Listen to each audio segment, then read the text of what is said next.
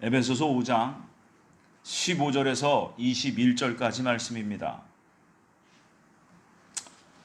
에베소서 5장 15절에서 21절까지 말씀 우리 한 절씩 교독하시겠습니다. 그런즉 너희가 어떻게 행할지를 자세히 주의하여 지혜 없는 자 같이 하지 말고 오직 지혜 있는 자 같이 하여 세월을 아끼라. 때가 악하니라. 그러므로 어리석은 자가 되지 말고 오직 주의 뜻이 무엇인가 이해하라.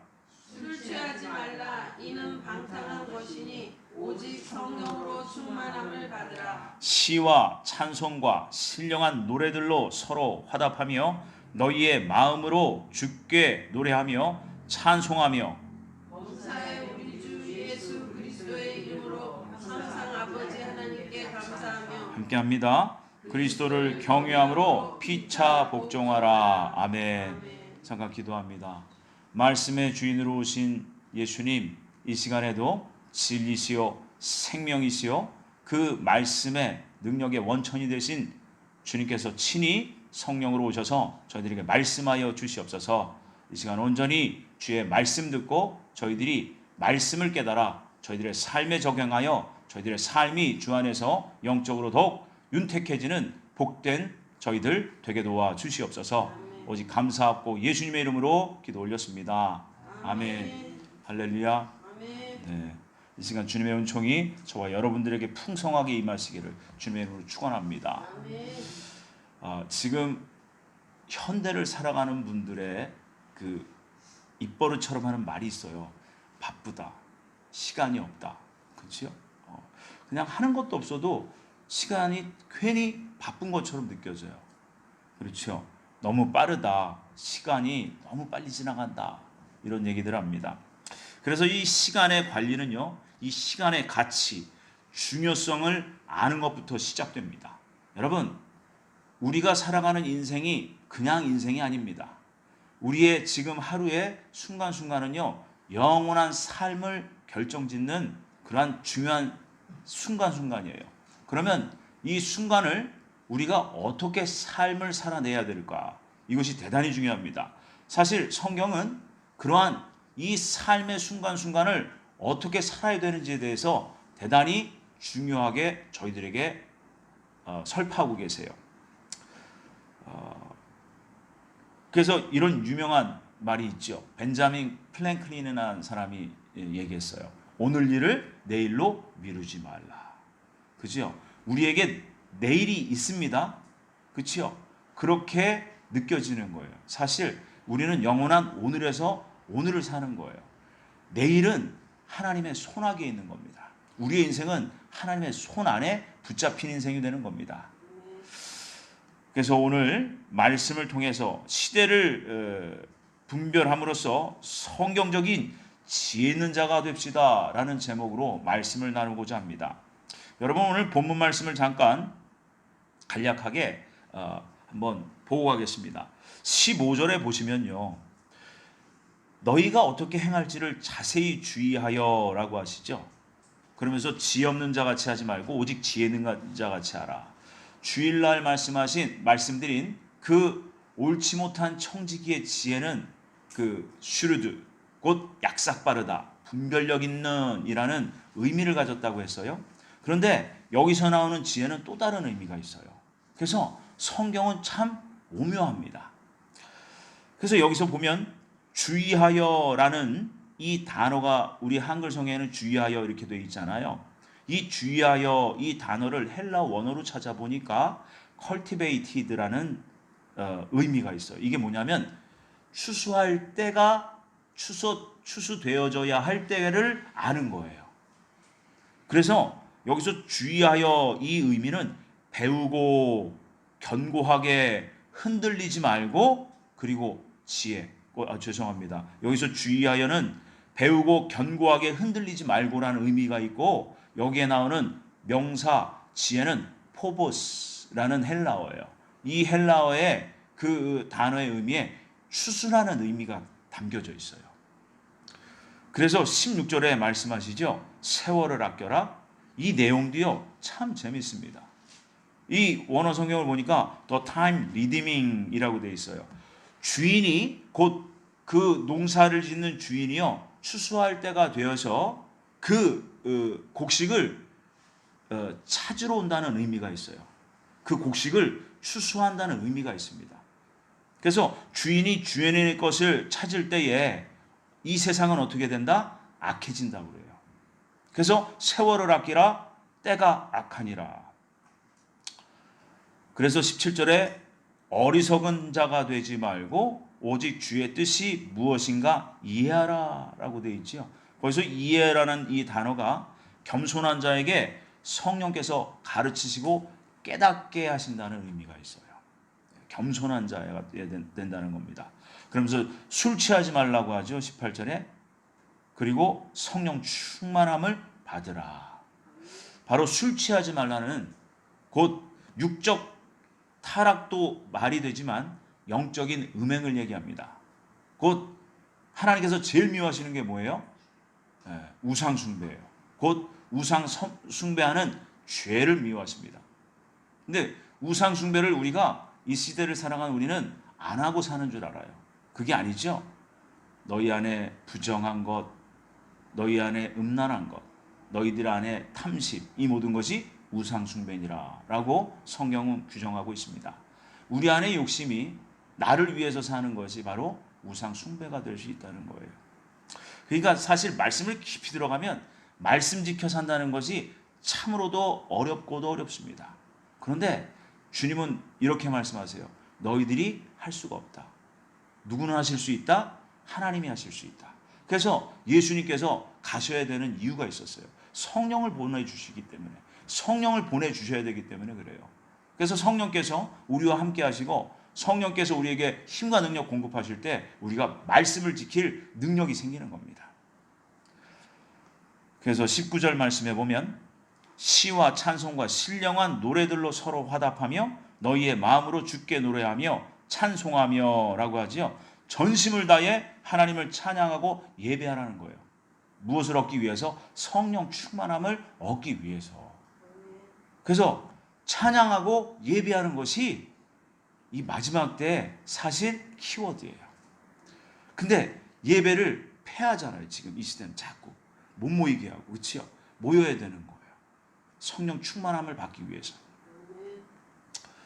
그래서 20절과 21절에 보면 범사에 우리 주 예수 그리스도의 이름을 항상 아버지 하나님께 감사하며 그리스도를 경외함으로 피차 복종하라.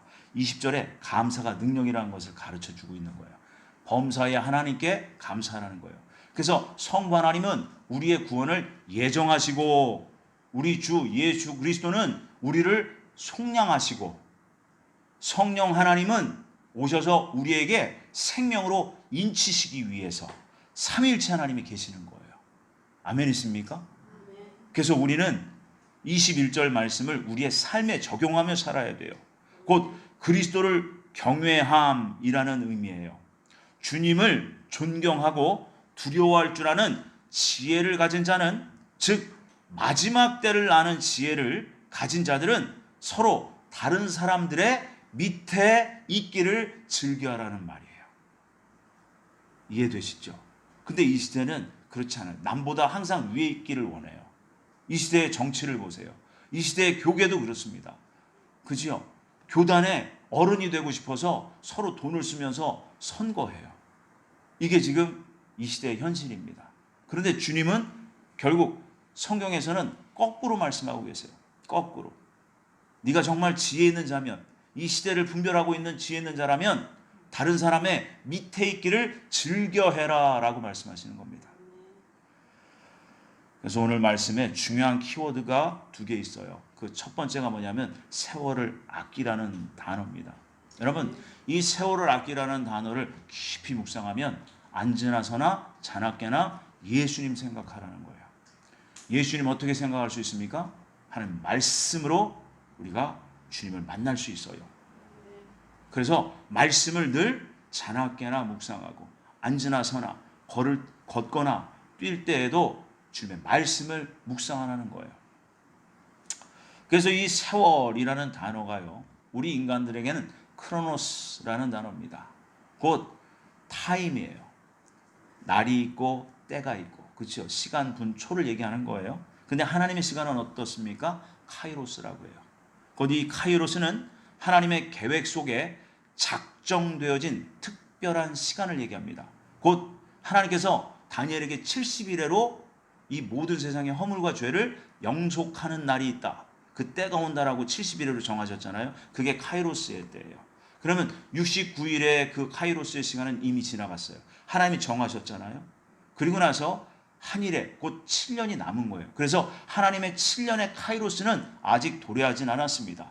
그런데 하나님은 대자대비하셔서 이 마지막 때 7년의 직전에 많은 세상의 징조들을 성경에 친히 기록해 주셨어요. 그래서 그것을 보면서 이 시대를 가늠할 줄 알아야 돼요. 그게 바로 지혜 있는 자라는 거예요. 지혜 있는 자. 그래서 본문의 의도를 오늘 본문의 의도를 그 16절에 그 메시지 성경으로 보면 이 16절을 이렇게 번역하고 있어요. 기회를 얻을 때마다 그 기회를 선용하십시오. 지금은 긴박한 때입니다. 사실 땅만 바라보면요, 그렇게 긴장되지 않아요. 이 시대가 뭐 잘 흘러가네? 라고 할 수도 있어요. 평안하네? 안전하네? 라고 할 수도 있어요. 그런데 그래서 영적인 안목이 열려야 된다는 거예요. 여러분, 세상이 지금 영적 기류가 어떻게 변하고 있는지, 그리고 세상의 그 권력자들이 지금 무엇을 꾀하고 어떠한 세상을 만들어가고 있는지 그걸 보셔야 돼요. 그리고 하나님께서 가장 중요한 거, 하나님께서 지금 이 시대를 무엇라고 평가하고 계시는지예요. 하나님은 이 시대를 잘하고 있다라고 하는 그 단어, 그런 말씀은 한마디도 없어요. 이 시대를 잘하고 있다? 아니요. 그런 말씀이 한마디도 없어요. 늘 경책하는 말씀이에요. 늘 꾸짖는 말씀이에요. 깨어나라, 일어나라, 근신하라, 회개하라. 그런 말씀들 뿐이에요. 그런데 우리는 그런 말씀은 듣기를 싫어해요. 그죠? 사실 말씀은 어렵습니다. 왜요? 지키기가 싫은 거예요. 어려운 게 아니라 지키기가 싫은 겁니다. 그래서 세월을 아끼라는 이 말씀은 매우 종말론적인 말씀이에요. 왜요? 때가 다 됐다 라고 말씀하시는 거죠. 제게 주신 사명이 마지막 때를 외쳐야 되는 사명이다 보니까 늘 마지막 때가 빠지면은 저도 이상해요. 그래서 이 마지막 세대를 살아가는 이 시대에 그 부모를 둔 자녀들에게 하신 말씀을 먼저 주세요.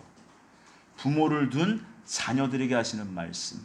골로새서 3장 20절 말씀이 바로 그겁니다. 자녀들아 모든 일에 부모에게 순종하라. 이는 주 안에서 기쁘게 하는 것이니라.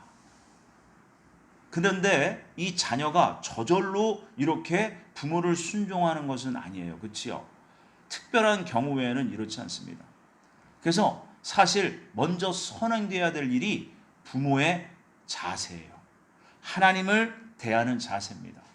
하나님을 어떻게 내가 믿고 어떻게 그 말씀을 따라 지켜서 행하는지 자녀들에게 몸소 보여줄 때 그것이 가장 산교육이 되는 겁니다.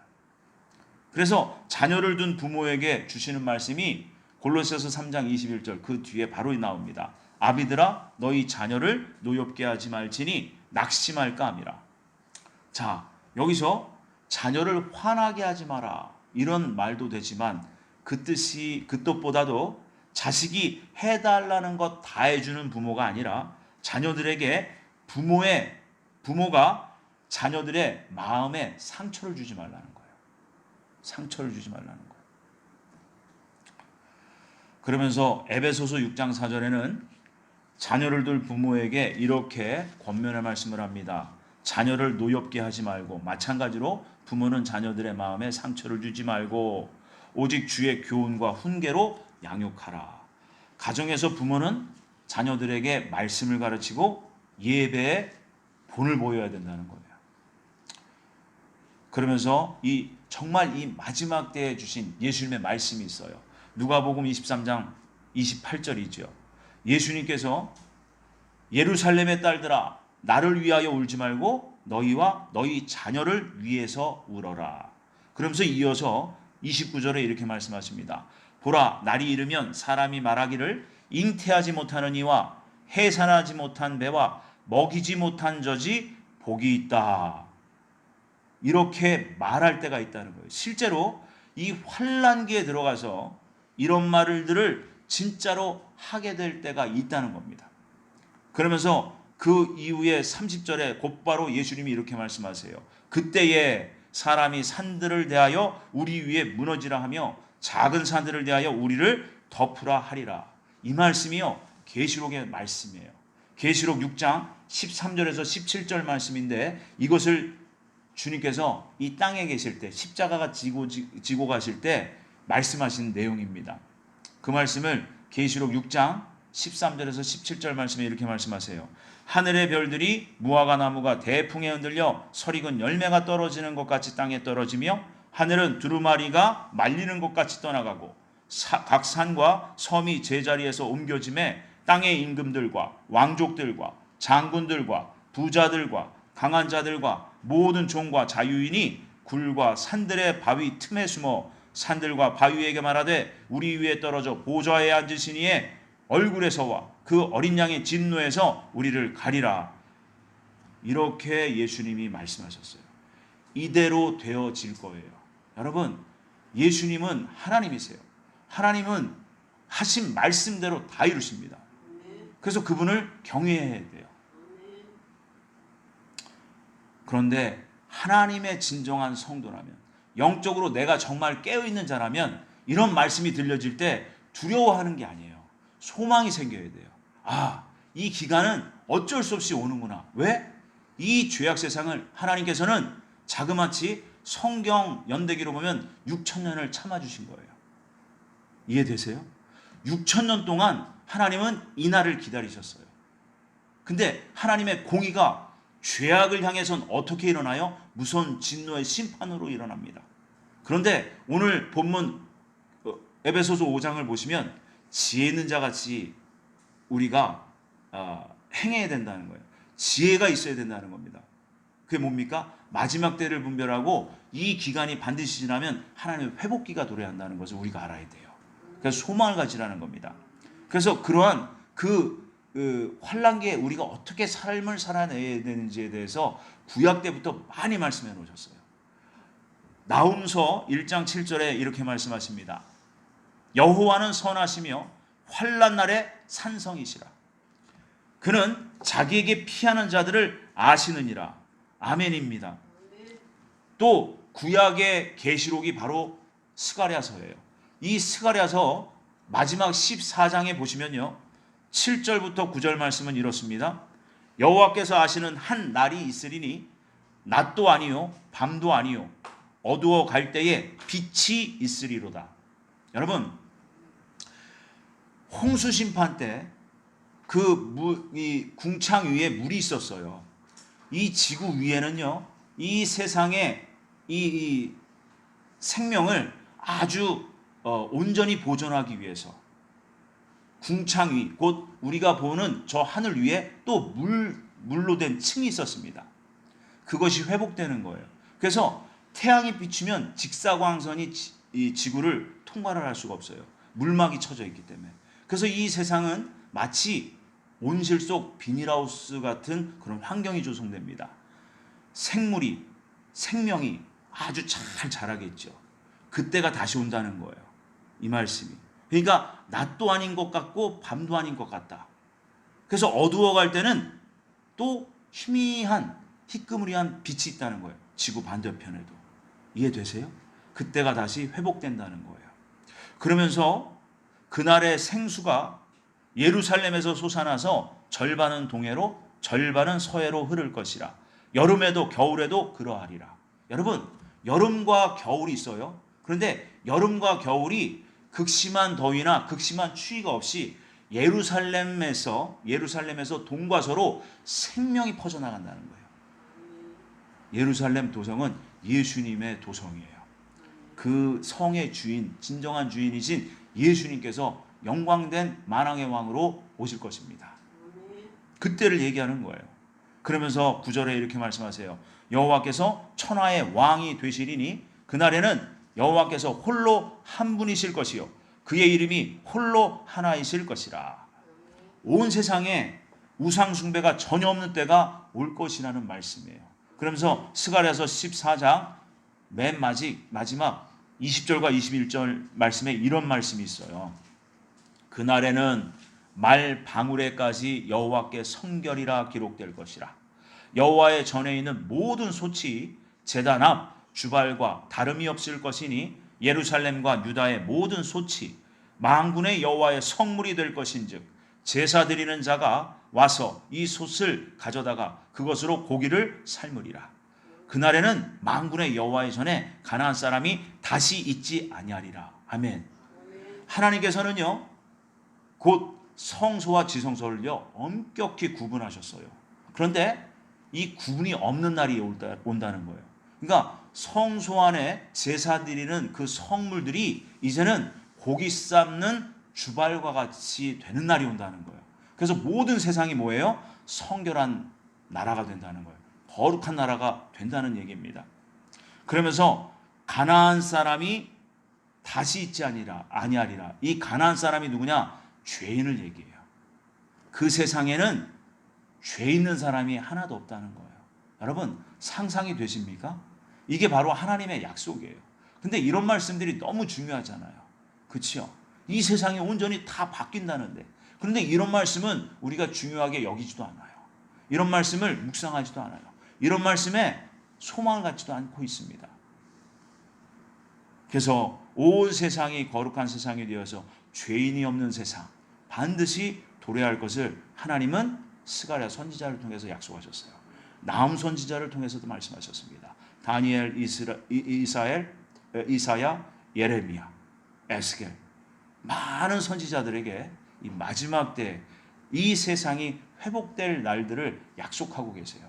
여러분 그 약속이 우리 안에 회복되길 원합니다. 그러면서 이사야 선지자에게 너무 뚜렷한 약속을 하시죠. 그 말씀이 이사야 11장 9절 말씀입니다. 내 거룩한 산 모든 곳에서 해됨도 없고 상함도 없을 것이니 이는 물이 바다를 덮음같이 여호와를 아는 지식이 세상에 충만할 것이니라. 아멘. 여러분 이 나라를 소망하셔야 돼요. 이 나라가 정말 내 믿음 가운데 확실하게 선명하게 자리 잡아야 됩니다. 그러면 소망의 능력이 생겨요. 그래서 지금은 어느 때입니까? 그 나라를 향해서 지금 달려가고 있는 거예요, 사실. 그래서 예수님은 이 때가 너무 중요하기 때문에 왜? 그 나라를 향해 가는 과정 중에는 사탄의 방해가 엄청 심해집니다. 그래서 세월을 아끼라 때가 악하니라예요. 하나님의 약속이 선포된 그때 종말의 때는요 세상은 더 악해질 수밖에 없다는 겁니다. 그래서 그 말씀을 풀어서 예수님께서 마태복음 24장에 아주 자세하게 말씀하신 거예요. 그 말씀을 잠깐 볼게요. 마태복음 24장 5절에서 14절 말씀입니다. 여기서 정확히 보면 이 5절에서 7절까지는요 교회 시대 말세 지말의 때에 나타나는 현상이에요. 그리고 8절을 기점으로 해서 9절서부터 14절까지는 환란기에 들어갔을 때의 말씀입니다. 자, 그런데 이런 모든 것이 교회 시대 마지막 때도 일어날 것이고 환란기에 들어가서는 아주 선명하게 나타날 것이라는 말씀을 주시는 거예요. 자, 5절부터 7절까지 제가 읽어드릴게요. 많은 사람이 내 이름으로 와서 이르되 나는 그리스도라 하여 많은 사람을 미혹하리라. 난리와 난리 소문을 듣겠으나 너희는 삼가 두려워하지 말라. 이런 일이 있어야 하되 아직 끝은 아니니라. 민족이 민족을 나라가 나라를 대적하여 일어나겠고 곳곳에 기근과 지진이 있으리니. 자, 아멘입니다. 이 말씀대로 지금 이 세상이 진행되어져 가고 있어요. 물론 이전에도 이러한 일들은 있어 왔어요. 그래서 예수님이 승천하신 이후로 이 땅은 종말을 위해서 예비된 겁니다. 그래서 성령님께서 오시면서 교회 시대가 열리고 교회 시대가 열리면서 종말의 때로 들어간 거예요. 그래서 그 말씀을 정확하게 구별해 주신 말씀이 베드로후서 3장 말씀이에요. 그래서 그때에 곧 노아 홍수 때는 물로 심판을 받고 이제는 불로 심판을 받기 위해서 이 세상이 보존되고 있다. 유지되고 있다는 말이에요. 그래서 예수님이 승천하시면서 이 세상은 종말의 때에 접어들었어요. 그런데 2000년이 흘러가고 있는 이 즈음에 이때는 정말 마지막 때 중에 마지막이라는 거예요. 그래서 이 마지막 때가 되면 될수록요. 끝으로 가면 갈수록 뭐가 된다고요? 이 세상은 악해진다는 거예요. 그래서 어떤 징조가 일어나는지 예수님이 정확히 말씀해 주고 계시는 겁니다. 난리와 난리 소문이 들린다는 거예요. 여러분, 전염병의 소문이 들려요. 사람들이 많이 흉폭해지고 또 민족이 민족을, 이스라엘과 팔레스타인, 중동 지역의 갈등, 나라가 나라를 대적하고 러시아 또 아프가니스탄 이런 곳에서 국지적인 전쟁이 일어나고 또 기근과 지진, 자연재앙이 여기저기 충돌하고 지금 유럽은요 엄청난 더위로 사람들이 많이 또 죽어가고 있어요. 그래서 이 자연재앙, 가뭄, 산불, 온난화, 식량 부족, 물 부족, 잦은 지진 이 모든 것이 징조라는 거예요. 그런데 이것이 그 전에도 있었어요. 그런데 지금은 이게 이제는 이 갭이 이 기간이 짧아지는 거야. 그러면서 이게 한꺼번에 복합적으로 막 두세 개, 대여섯 개 한꺼번에 일어날 때가 온다는 거예요. 그때가 마지막이라는 거예요. 그러면서 8절에 이렇게 말씀하세요. 이 모든 것은 재난의 시작이라. 굉장히 중요한 말씀이에요. 재난, 곧 재앙, 헬라어로 오딘, 출산의 고통의 기간이라는 거예요. 그러면서 환란기에 들어가는 겁니다. 환란기에. 10절부터 13절 말씀에 보면 그래요. 그때 많은 사람이 실족하게 되어 서로 잡아주고 서로 미워하겠으며, 이 말씀이 뭐냐? 많은 기독교인들이요 실족하는 일들이 일어납니다. 이 말씀이요 이 환란기의 직전에도 이러한 분위기가 많이 조성이 돼요. 그래서 목회자들끼리 싸워요. 교단과 교단이 싸웁니다. 성도가 성도끼리 싸우고 이게 서로 싸우는 현상들이 나타난다는 거예요. 그러면서 11절, 12절, 13절에 그렇게 말씀하시죠. 거짓 선지자가 많이 일어나 많은 사람을 미혹한다는 거예요.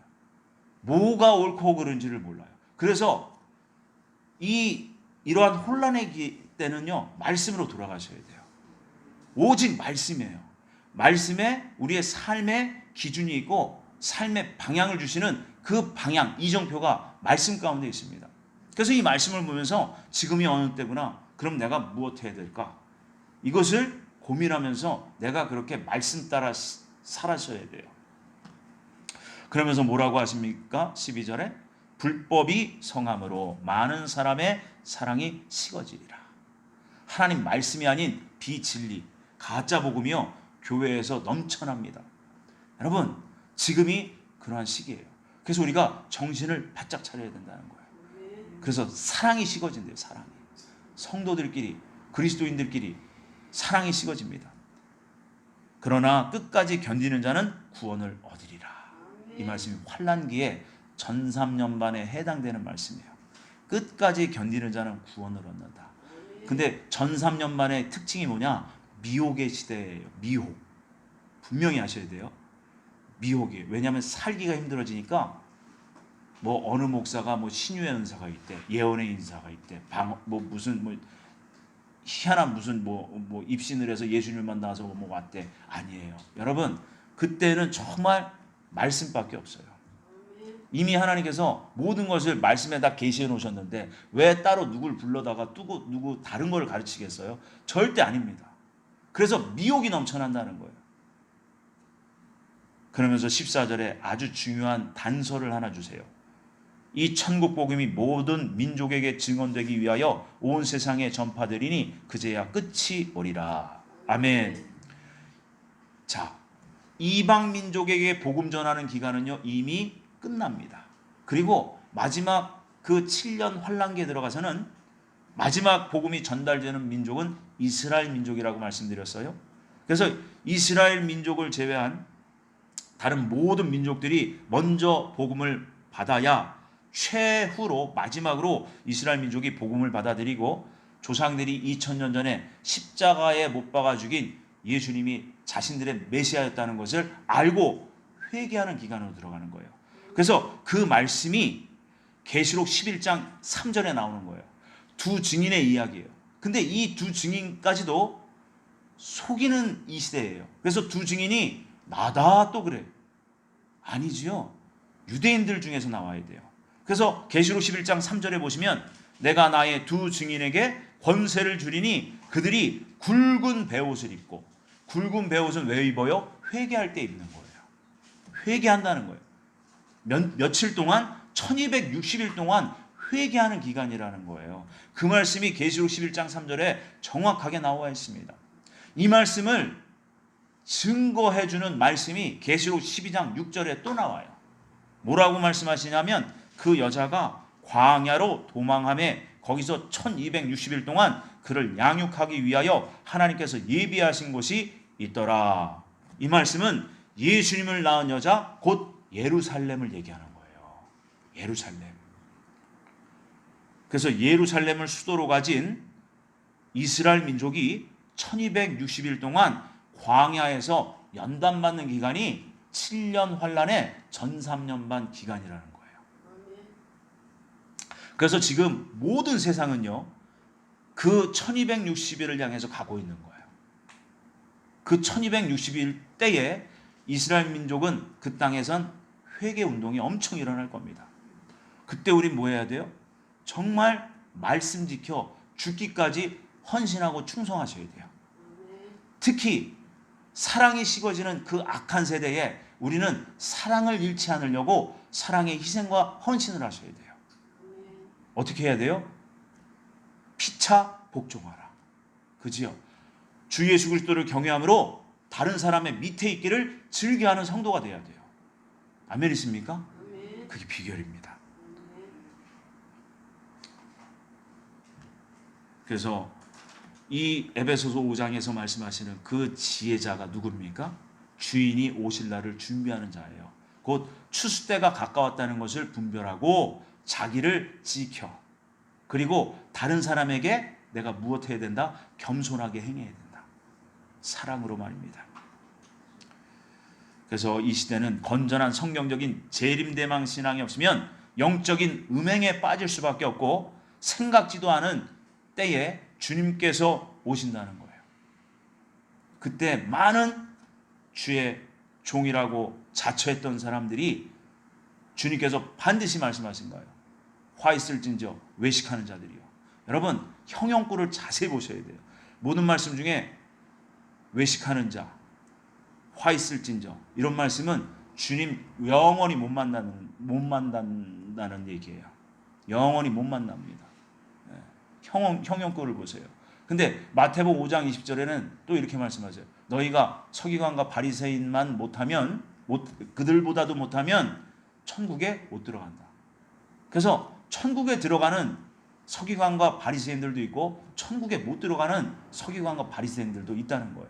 그래서 그 앞에 주님이 말씀하신 형용구를 잘 보셔야 돼요. 그래서 이 시대를 살아가는 우리는 무엇을 구해야 된다? 성령을 구하셔야 돼요. 그래서 오늘 본문 말씀에 그렇게 말씀하세요. 성령 충만함을 받으라. 마지막 때를 살아가는 성도로서 반드시 필요한 것은 주의 뜻이 무엇인지를 이해하는 거예요. 종말의 시대를 살아가는 성도에게 주님이 요구하시는 것은 사람마다 각기 다를 수는 있습니다. 각 사람을 향한 주님의 계획과 뜻이 있기 때문에 그래요. 그래서 그 각자의 그 사명과 사역에 따라서 각자 할 일은 다르지만 공통적으로 우리가 받고 우리가 그렇게 살아야 될 말씀을 오늘 본문 18절에 말씀해 주고 계세요. 에베소서 5장 18절 상반절의 말씀입니다. 술 취하지 마라. 이는 방탕한 것이다. 본문을 좀 더 정확하게 번역하면 이렇습니다. 술 취하지 마라. 거기에 방탕이 있다. 곧 그 술 문제에 대해서 사도 바울이 몇 차례 거론하고 있어요. 고린도전서 6장 10절에 보면 하나님 나라를 유업으로 받지 못할 자를 술 취하는 자라고 얘기합니다. 곧 이 술 취하다, 이것은 세상으로 영적인 음행에 빠져 산다는 거예요. 영적 음행에 빠져 산다. 곧 무절제와 방탕이 따라오는 그러한 사람을 얘기하는 거예요. 술 취한 자. 그렇다면 주님의 뜻이 무엇인지를 이해하기 위해서는 어떻게 해야 되느냐? 18절 하반절에 말씀하시죠. 이게 정답이에요. 오직 성령 충만함을 받으라. 그래서 우리가 새벽부터 성령 충만함을 구하시기 바랍니다.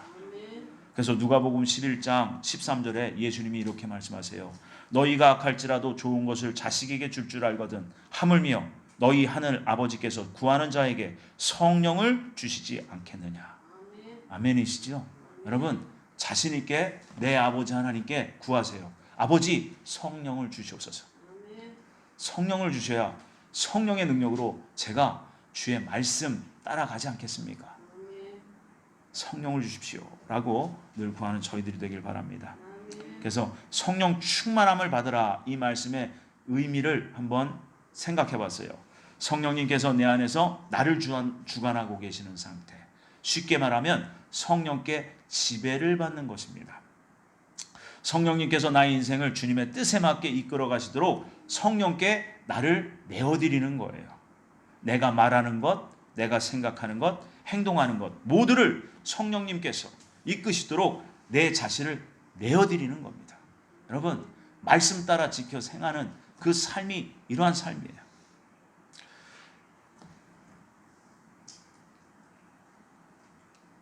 오늘 말씀을 정리하겠습니다. 우리가 살아가는 이 시대는 매우 빠르게 지금 돌아가고 있어요. 그래서 정말 이게 맞는가? 또 생각해보면 이것도 좀 아닌 것 같아. 이게 맞는가? 좀 이것도 아닌 것 같아. 그럴 때 깊이 생각하셔야 돼요. 뭔가 아닌 것 같아. 그러면 성령께서 나에게 주시는 찔림이거든요. 근데 그걸 무시하면요. 성령이 말씀하시는 그 세미한 음성에 무뎌지게 됩니다. 그럼 나중에 뭐가 선이고 뭐가 악인지 불분명해져요.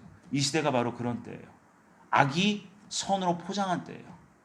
또한 선이 선하다고 말하지 못하는 때가 이때입니다. 그래서 대표적으로 세상에 튀어나온 것이 뭐냐? 차별금지법 같은 거예요. 그죠? 인권을 얘기하면서, 그죠? 성소수자를 갖다가 인권을 지켜줘야 돼. 그죠? 말이 됩니까? 사실 그리스도인들이 소수자예요. 세상에서 보면. 성소수자가 왜 성소수자예요? 그죠? 그들 뭐 우리가 뭐 차별했습니까? 언제? 전혀 아닌 것을 갖다가 그런 진실인 것처럼 세상은 자꾸 부각시켜서 우리를 혼미케 해요. 왜 그렇습니까? 사단이 하는 거예요. 사단이. 결국 마지막 때 타락시킬 그 대상이 누구냐? 바로 그리스도인들을 타겟으로 하기 때문에 세상이 지금 혼돈스러운 상태에서 돌아가고 있는 거예요. 무엇이 가치 있는 것인지를 모르게 만듭니다. 그러면서 한쪽에서는 저처럼 마지막 때입니다. 이 시대를 분별할 수 있는 지혜가 있어야 됩니다. 이때는 성령 충만함을 구해야 됩니다. 하나님께서 지금 무엇 하시려고 합니다.